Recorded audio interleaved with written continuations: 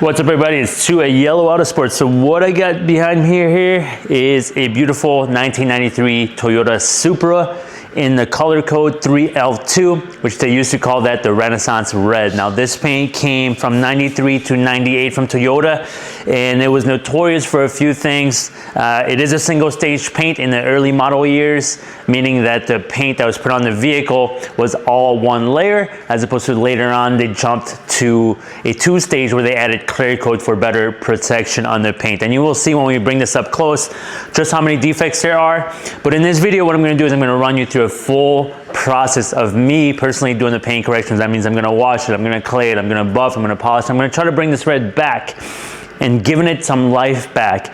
The way it looks today is the way it got dropped off to us yesterday. So I'm going to show you from panel to panel just all the things that I see wrong with it right now. So the first thing I see when looking down here is I find the rock chip here. So there's paint missing there, and on this front bumper here, paint is missing as well. So we know that this was resprayed as well. This is aftermarket, so we know that this was paint matched by a painter. So we can definitely polish this up. But what I see up here is a lot of surface scratches. It's pretty dusty now, so I'll have to wash it just to see what I have. But just looking at it from now, I can definitely see some paint missing up here, as well as a lot of deep scratches. And it's pretty oxidized, it's pretty chalky looking, doesn't have a lot of depth to it. So let's just move down the car a little more. Coming over to the passenger side door here, we can see that the paint here is pretty much completely faded out on the mirror. So we're gonna try to get a little bit of gloss out of here, but this will be the best that we can get based on what we have already, and it's pretty oxidized here. Coming up here, I can see that everything on the front end here has also been faded pretty hard. The black trim here is also quite faded, so we'll use some black trim restore to try to get some life back out of that. Coming over to the rear fender, we see a lot of fading as well, especially up the top here, which makes sense. The sun's coming from the top and hitting the car, so the UV has been breaking this down for a long time. So we have a lot of fading going up top. Then we have some paint missing here, a few chunks that are pretty big, as well as a dent. So that's what we see right away. A deeper scratch here, as well as on the lower side up here. And when I went down and inspected lower, there's a lot of chips there too, which we always know you will have a lot. On any car that's lower to the ground, it's constantly taking rock chips, so we know that the bottom area will always have a lot more rock chips as well. Coming back to the front, inspecting the hood, we can see there's some deeper scratches here, as well as a lot of water spots. Now what happens is when the cars get rained on, if you don't flush and clean your surface right away, well, a lot of times that water will actually harden on your paint, causing it to kind of etch itself into the clear coat. So we have a lot of that going on up front. Now if I go into the bumper, by just looking at it, I can tell that this was resprayed at some point. There's a lot of texture here that tells me that this was probably sprayed aftermarket. So it's just something we got to keep in mind and know that that's happened before. The headlights themselves don't look too terrible. We'll definitely buff and polish these, trying to get some gloss and just get that light to be able to pop through that lens a lot clearer. And obviously we have a lot of damage up front. I kind of expect that on a car that's slower like this with an aftermarket lip on it. And so let's just look at the rest of the car. Now coming over to the driver's side, similar to the other passenger side, we have a lot of fading up top. This mirror, just like the other side, is completely broken out here. So this will be very hard to restore, but we'll do our best trying to get it back. We have paint chip here missing, and similar on the lower side, just like the other side, there's a lot of rock chips there as well. Coming to the back, more fading up top. Single stage paint like I talked about earlier. So when we polish this, I'm pretty sure I'm gonna have some paint transfer. And the way I'll know that is when I look at my pad on my tool, I'm actually gonna see some red on there. On a single stage paint, because the paint system was all integrated into one, it's very normal to have some of that. Now we're gonna ceramic coat this at the end, so that'll help with the UV not oxidizing this paint as quickly. But we know that that will be probably happening on the pads, and when we get to that step, we'll be able to look at the pad and see if we got some paint transfer. But same thing, I got a few rock chips up here, and then we'll come down to the wheel here, and I just want to address you how I'm going to tackle these. So for the rubber itself, it's pretty dirty. We're definitely going to use an APC to clean the tire itself. And then here we're going to use a chrome polish on the outside edge of this wheel to try to get some pop out of this chrome again. Now this is brushed metal on the center, So the center is going to be really tough. We can't really get this to pop just as much as the outer ring, but we'll get this all cleaned up. My minimum standard is if I run my finger on a surface, I really don't want to pick up anything. It's kind of something that I picked up when I was in the Marine Corps. They used to have a thing we used to call it a white glove inspection, and essentially your sergeant would run his finger on your rifle and see if there's any carbon that was coming up. So that's kind of my rule when it comes to detailing as well. I know that it's going to get dirty again once the owner takes this and drives it around, but my goal is when he picks it up, we should be able to run our fingers on most areas and not come up with anything on our fingers. So that's how we'll adjust the wheels, and that's pretty much everything that I see. The back had similar issues as well, and we'll wash this whole thing, get it clayed, and I'll walk you and show you the step-by-step of me trying to bring this Supra back to life as much as we can, and I'm pretty sure the client will be super stoked when he sees this again. The first step to any good paint correction is obviously going to be just washing, general decon of the whole car. So what I'm going to do is I'm going to wash the whole car, but first we're going to start with the wheels. Now this will not be the final cleaning of the wheels. This is just an initial cleaning just for me to get most of the gunk off. I'll still use a brush to clean the wheel off. And then from there, I'm going to go ahead and just wash the entire vehicle, and I'll break that down as I get into it. So let's get into washing so we can get this thing prepped for the paint correction. So we've power washed the wheel and got most of the easy stuff off. Now I'm gonna take a soft bristle brush, making sure that it's nice and soft. I do not want to scratch the face of the wheel at all. I'm using my iron decon. This will be used just on the rim itself, on the wheel. And I'm gonna use the brush just to agitate things around, get things loosened up, and then I'll power wash it one more time. And that'll be pretty much where I stop for now. The wheels we will revisit at the very end of the job. Usually I like to finish off with the wheels last, and I like to just get my hands inside some towels and kind of finger bang it with my fingers. It's the best way to get it, but this is gonna be the initial just cleaning it up. So let's get right into that.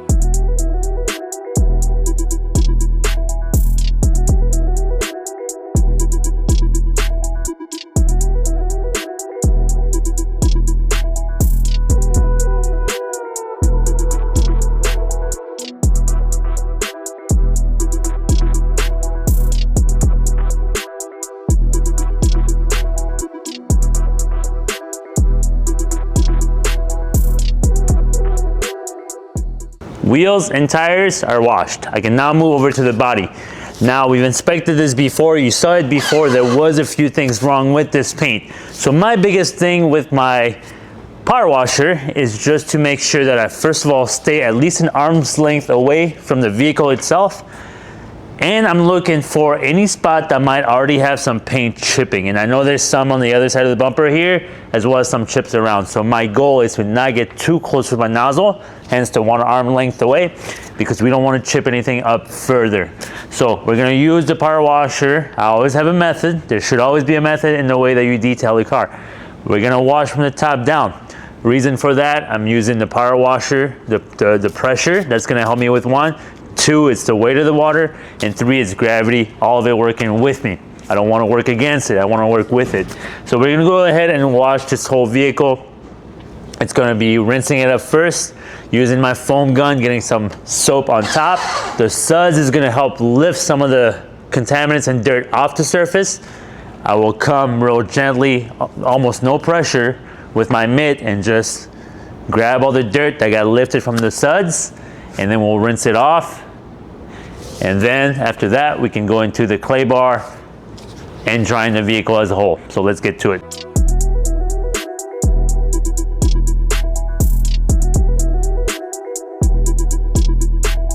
Quick tip.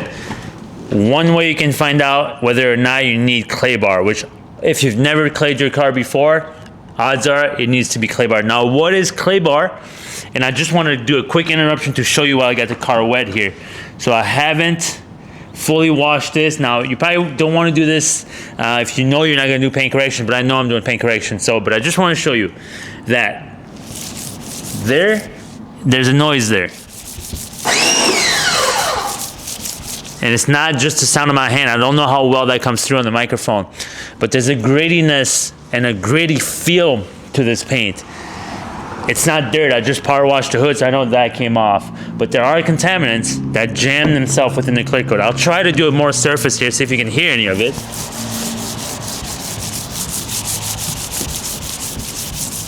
But basically that's just stuff jammed into the paint. So I'm gonna continue my wash, but I wanted to just do a quick interruption just to show you that. That needs to get taken off before we do the full paint correction, which the way we're gonna do that is with the clay bar. So, enough with that, I'm gonna continue my wash.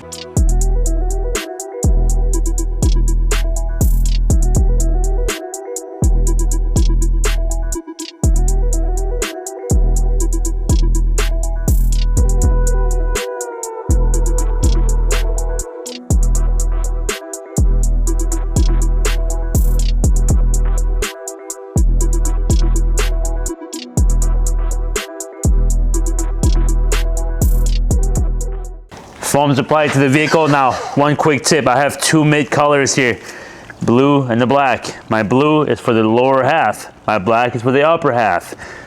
I never will crisscross the use of these. One has much more rocks and dirt and grime at the bottom, which is why we stick with the blue.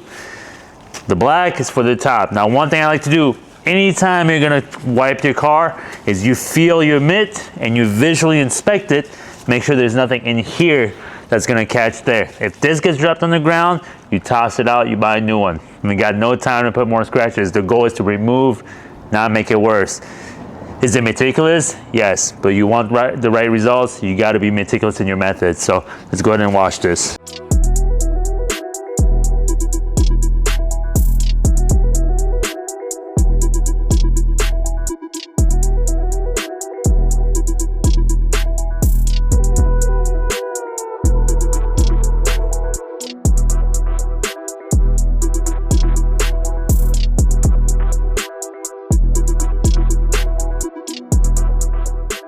I got the whole car wiped down, but as I got down here, I noticed there was a lot of bug guts that were just kind of stuck here.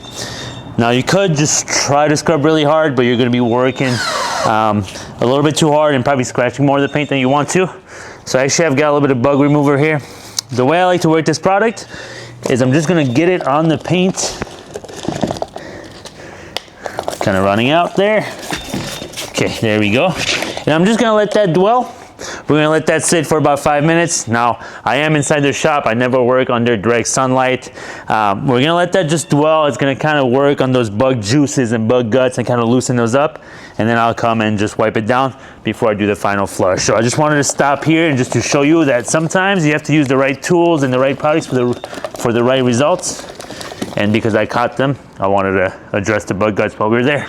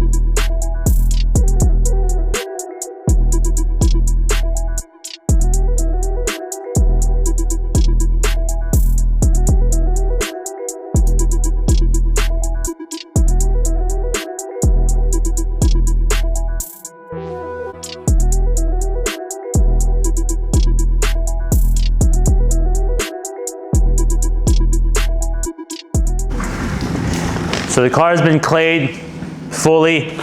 Now I just want to get any water or liquid from the ONR that's still in the paint. So I'm going to use my Air Force Blaster Sidekick. The nice thing about this thing is it blows hot air, which is going to help dry any moisture that's on the backside.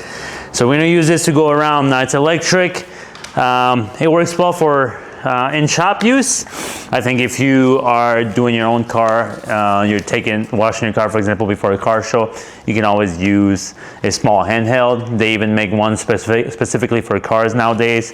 But in-house, I'm going to use my Air Force Blaster Sidekick with the warm air to get all the water out. Once that's fully dry, Then we step into the paint correction process. So everything from the beginning till now that you've been watching is just me getting a car wash, getting it clayed, getting it dried, and getting it ready for stage 2, which is where we'll go into the paint correction process.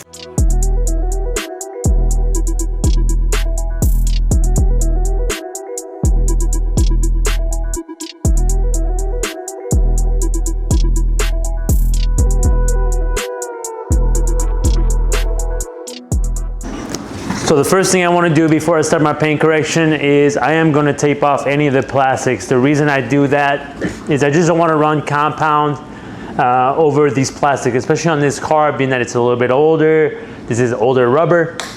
I want to protect it just so that I don't stain it or anything like that. So I'm going to protect all of the rubber in certain areas that I see, and then from there I'll go towards doing my 50-50 shot of seeing what we can get out of this paint. So as you do this, the easiest way I find is you line it up and then you just press your tape and just line it out. So I've taped off the areas that I wanted. Now I'm gonna go into my paint correction process. So what does that mean? We're gonna take this buffer, and what we're essentially gonna do is we're gonna cut the clear coat to get rid of all this oxidized paint as well as a lot of the swirls. Now the way I'm going to do this is two ways. I'm going to do a 2-step paint correction, meaning that I'm going to run with a buffer to buff it, and I'm going to run with a polish pad to make it shinier. We're going to run 2 different options. The first is going to be my most aggressive, followed by my polishing pad, and then I'm going to do one that I like a lot. It's pretty aggressive as well, but it's a foam pad, as you can see, as opposed to microfiber pad, finishing off with a polish. And I'm going to do each section. So one section is going to get 2 stages with the microfiber, one section is going to get 2 stages with the foam pad. Now my goal is to do the same thing on both panels and then compare from test 1, test 2, and original panel. From there, I'll make my decision as to what is my best finish. That is always how you should start a paint correction.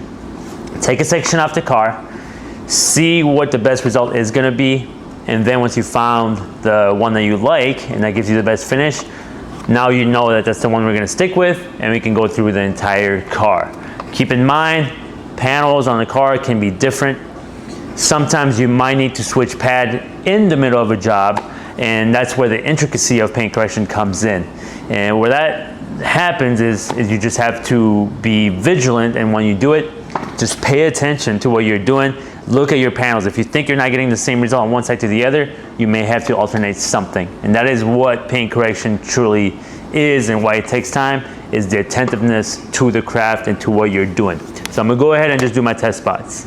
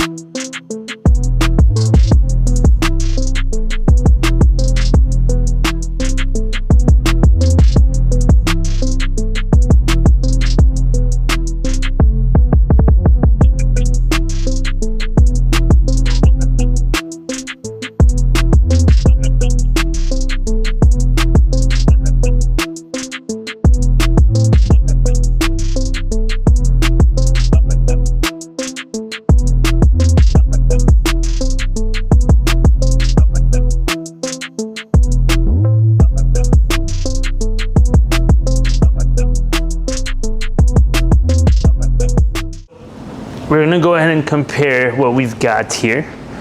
So here's my first panel, here's my second panel, and in the middle we can see where it was taped off. So we can see obviously the clear 50-50 difference. My goal now is to look between option A and option B, which one I will take for the entire rest of the car. So I'm gonna take my light here, and I'm gonna look how much swirl and oxidization did I remove. Now I can see that I have some deep scratches over here. Now this is an older paint, so I want to be careful not to remove too much. Paint correction is always a balance of removing what you need to without taking too much off. If I take too much clear coat away, I'm going to essentially jeopardize the paint as well, because we need the clear coat to protect the actual paint color from the UV rays. So it's a delicate balance, how much you remove in order to get the best result possible without removing too much for the longevity of the paint. So by looking at my two results, my option A was my most aggressive, and my option B was a little bit less aggressive.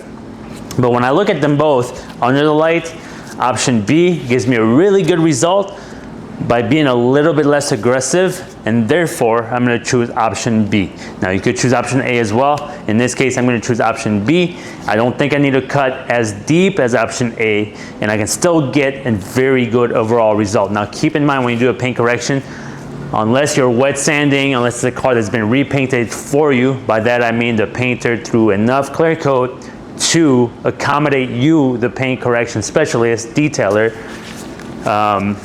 Unless they did it that way, if you know they did it that way, you could wet sand. In this case, I know that that was not the case. So we're gonna go with the safer option that is still giving us a very close result to the most aggressive. So now that I've selected that, I can go ahead and just do paint correction.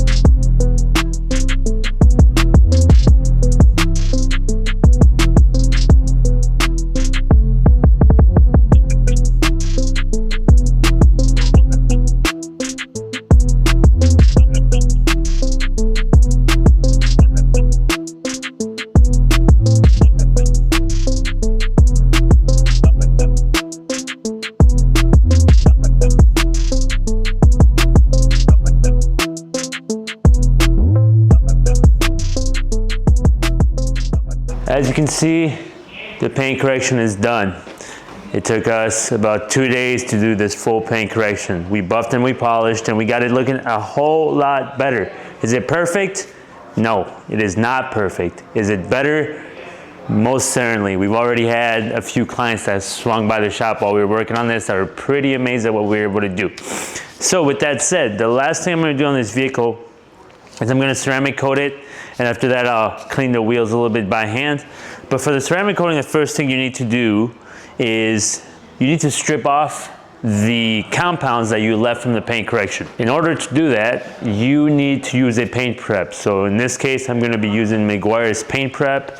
We like to use it here at our shop. It works really well. You can also use an IPA. Now the one thing that you do want to be careful of is sometimes I've seen it happen where the product that you use and the towel that you use can cause light marring, which kind of makes you step back and have to paint correct again. So you always start lightly. For example, I'll start on a fender. I'll look over my fender again after I wipe it, make sure everything stays nice and clean.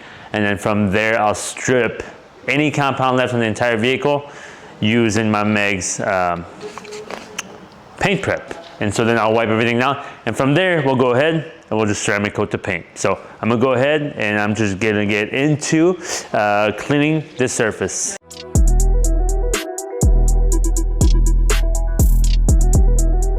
Paint is all prepped. The next step is ceramic coating the paint.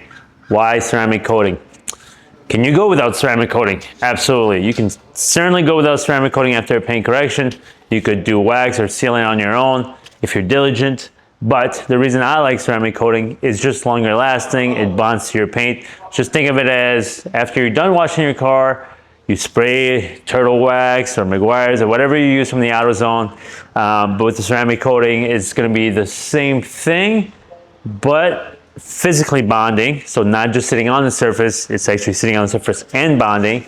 And not only that, it's much longer lasting. So the benefits are going to be you can wash your car a lot easier. The surface is more hydrophobic. Water does not want to hold to your car So less surface tension, water flows easier. Things that are on top of the surface also flow easier with the power washer. Will it resist scratches? Unfortunately, it won't. Does it make your paint harder than the original? It does, but not hard enough that it won't scratch. So just because you have a ceramic coating does not mean that you can just be lackadaisical with your paint and just do whatever you want. You still have to follow proper etiquette on how to take care of your paint. So that means using the right towels, maybe using a blower, not using too much pressure when you touch your paint, not letting other people to touch your car so much. And by doing all those things, you'll definitely get the full benefit of the ceramic coating. Ceramic coating also works best if you maintain it. And by that, I just mean you wash your car often as you can using proper techniques. If you do it that way, you'll always see your ceramic coating working. So I'm gonna go ahead and apply the ceramic coating. I will go into one panel. I'll show you how I do my panels. And keep in mind, it's different a little bit for every ceramic coating. And then I'm just gonna go ahead and ceramic coat the whole car. All right, so we are gonna ceramic coat. So what do I need to ceramic coat? Obviously, I need my bottle of ceramic coating of my choice. In this case, we're using Steck Final Coat. I'm gonna use my applicator pad. This is gonna be where I put the coating on to apply. And then I have 3 separate towels, which I will use to level the coating. So how this is gonna work is I'm gonna apply the coating on the paint. I'm gonna wait about 45 seconds. Now that can vary based on coating, also based on humidity, temperature within your shop.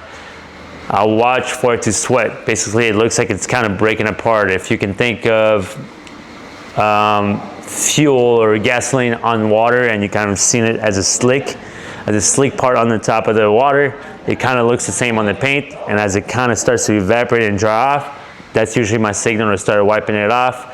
My biggest thing when I wipe off my coating is some coating gets moved left to right. So as you work section by section, you just need to make sure you always go back to the prior section and make sure you didn't leave anything behind. With some ceramic coatings, if you leave ceramic coating behind, you may be forced to do a paint correction to remove it. So you definitely don't want to do that. Just work slowly, meticulously, and then you can get the whole car done all at once without having to do any redos. So that's always the goal. So I'm gonna go ahead and start ceramic coating.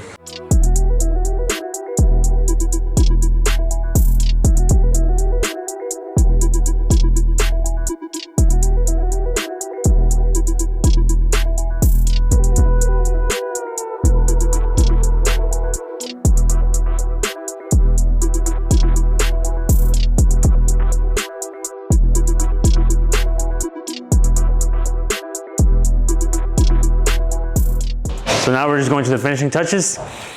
I'm gonna clean the glass. One way I wanna do this on this one, it does have a lot of water spots. It's older glass.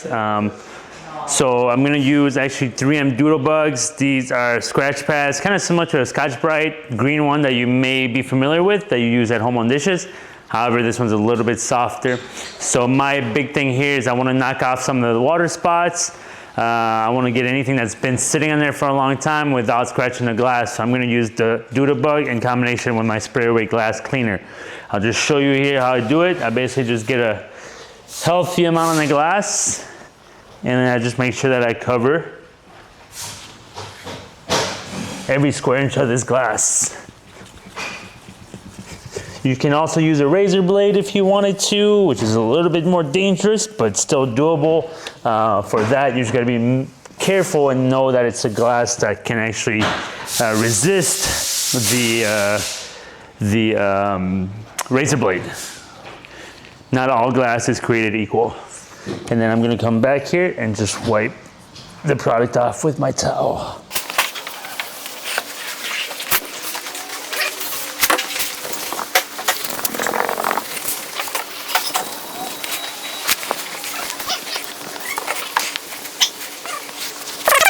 Okay, the last thing I'm gonna do here is I'm just gonna touch these wheels up. The car's all done, so I'm just gonna do a quick touch. This is not full metal polishing.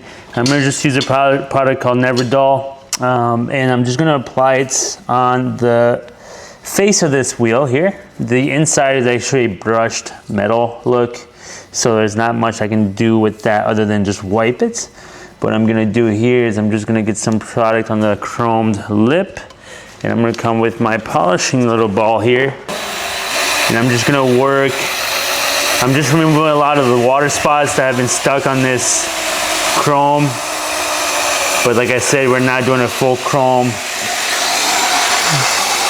repolishing here. We're just knocking off stuff off the surface and just giving it a little bit more of that bright work done.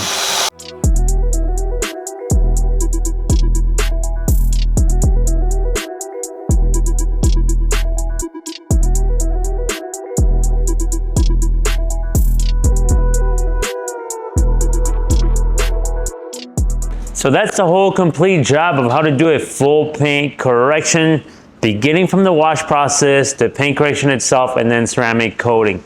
So paint correction, it's taking the clear coat, making it better by removing light swirls off the surface so you can better see the paint that is below the clear coat.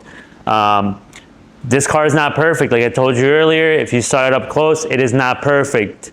For the average person, not a detailer like myself, or maybe yourself that's watching, most people would probably find this car to be close to I'd say 9 out of 10. For me, being a very critical and objective person when it comes to paint, because it's what I do, I'm gonna give it about a 7.5 out of 10.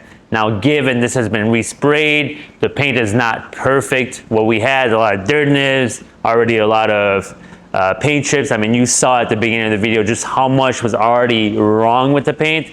So for what we got today, I'm pretty satisfied with what we got done. Full paint correction, and then we did the ceramic coating on top. Do you need ceramic coating? That's optional, it's up to you. I always recommend it if you get a car that you love, that you like, you get a Toyota Supra like this, I always say ceramic coating is not a bad idea because the paint correction itself is the process you're really searching for.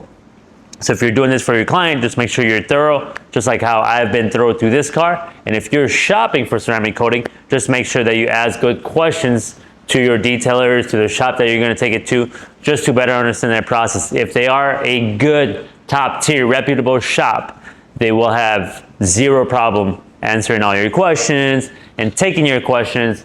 And if they're anything like our shop, we actually appreciate the questions. It means that you care, and if you care, we love that because now we get to be enthusiasts together about the conditions of your paint. So that's a full process on this Toyota Supra. Thank you for watching this lengthier video. It was a little bit more in detail, but it's exactly what we wanted to do and just teach you how we do the process. If you're a detailer yourself, hopefully you learned a lot. If you are just an enthusiast, hopefully you learned a lot as well. Make sure you subscribe to the channel, Yelo Autosports. And if you have questions about the whole process, make sure you leave them in the comments below. We'll see you guys in the next video.